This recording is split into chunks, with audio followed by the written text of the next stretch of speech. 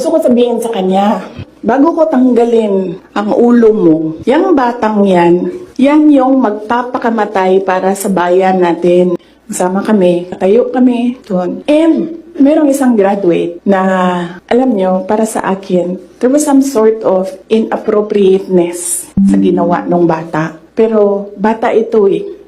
So ikaw din, meron ka din dapat sana sigurong pag-intindi kung saan nanggagaling yung bata. And ang reaction mo, ang response mo should be so that the child will learn a lesson. So meron isang graduate. Sabi nung graduate, Mr. President, can I have your watch as a graduation gift? And narinig ko, tabi ako, di ba? Narinig nung katabi ko. Narinig nung katabi ng katabi ko. But apparently, this guy, di niya alam kung ano isasagot niya. So ang ginawa niya,